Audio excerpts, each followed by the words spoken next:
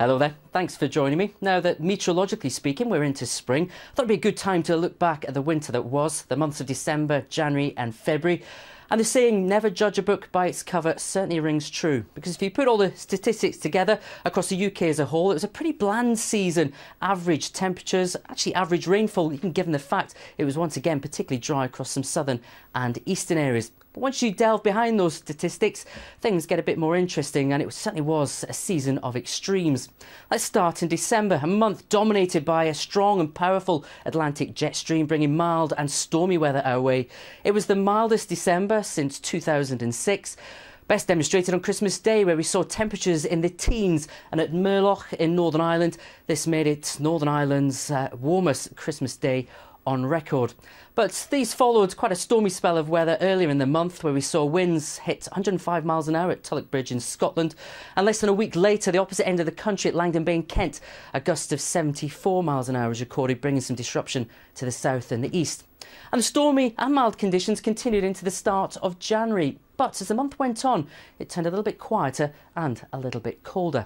Now, the stormiest conditions of the winter, in fact, during the first few days of January. Deep low pushing across Scotland on the 3rd brought some particularly nasty weather through the central belt of Scotland. Winds peaked in Edinburgh, 102 mile an hour gusts recorded here. But it stayed strong even once the low had gone. A strong west to northwesterly wind bringing gusts to 93 miles an hour on the 5th of January at High Bradfield, just outside Sheffield. Understandably, there was a lot of disruption. That's the Forth Road Bridge rattling around in the strength of those winds. Disruption to rail, disruption to air as well. Thousands without power across the country. And here's just some of the damage that was caused in parts of Northern Ireland.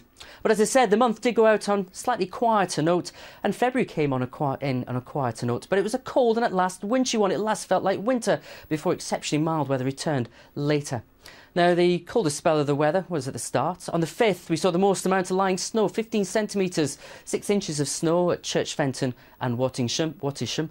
But whilst the snow stopped falling, the temperatures didn't. Coningsby on the 11th of February, the temperature didn't get above minus 5.4 Celsius all day, and that was after a bone-chillingly cold night at Holbeach, where the temperature dropped to around minus 15.6 degrees.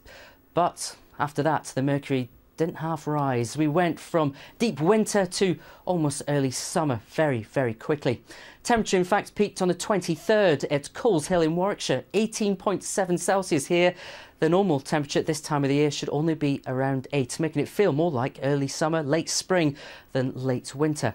But of course there's that other story to tell, the rainfall. Now, whilst parts of the north and the west of the country again saw around average, if not above average rainfall across parts of north and west Scotland, to East Anglia we saw less than 75% of what we'd normally expect through the whole of the winter months. And that comes off the back of a prolonged spell of dry weather across southern and eastern parts.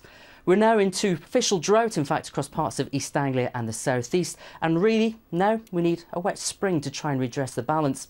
The chances are that may not happen, but of course the whole BBC Weather Centre team will be here for you throughout the spring to keep you updated. Take care.